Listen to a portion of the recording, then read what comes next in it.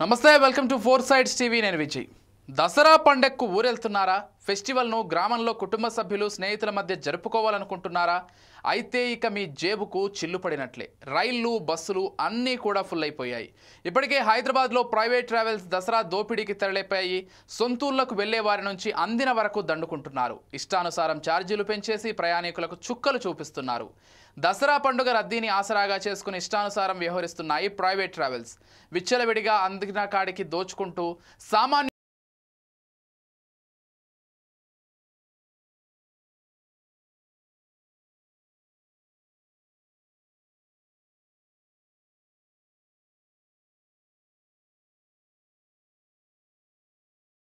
దసరా పండుగ కారణంగా ట్రైన్లు ఆర్టీసీ బస్సులు కిక్కిరిసిపోతున్నాయి టోల్ ప్లాజాల దగ్గర వాహనాలు కిలోమీటర్ల మేర బారులు తీరిన పరిస్థితి కనిపిస్తోంది దసరా పండుగకు ఇంకా 3 రోజులే ఉంది విద్యా సంస్థలకు సెలవులు రావడంతో విద్యార్థులు కూడా సొంతూళ్లకు బయలుదేరి వెళ్తున్నారు దసరాను తెలుగు రాష్ట్రాల ప్రజలు చాలా గ్రాండ్ గా సెలబ్రేట్ చేసుకుంటారు కుటుంబ సభ్యులతో కలిసి సెలవుల్లో ఎంజాయ్ చేసేందుకు ప్రైవేట్ ట్రావెల్స్ ఎక్కితే జేబుకు పెద్ద బొక్క పెడుతున్నారు పండుగకు వెళ్లేందుకు దాచుకున్న డబ్బులో సగానికి పైగా టికెట్ ఖర్చు చేయాల్సి వస్తోందని ప్రయాణికులు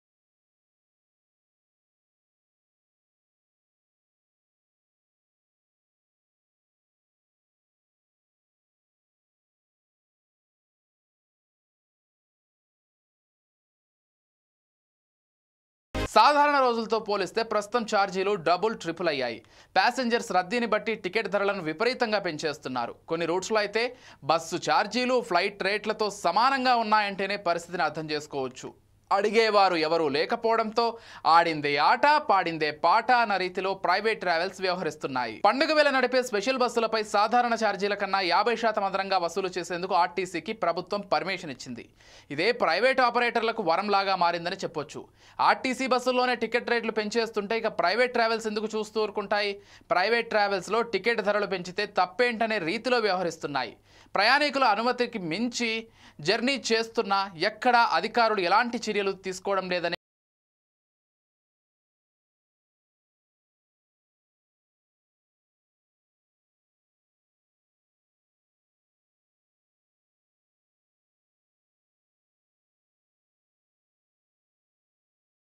హైదరాబాద్ నుంచి విశాఖపట్నం వెళ్లేందుకు అక్టోబర్ 1న విమాన టికెట్ ధర 4 నుంచి 4200 మధ్య ఉండగా అదే రోజు ఏసీ స్లీపర్ బస్సుల్లో 3800 నుంచి 4000 వరకు వసూలు చేస్తున్న పరిస్థితి కనిపిస్తోంది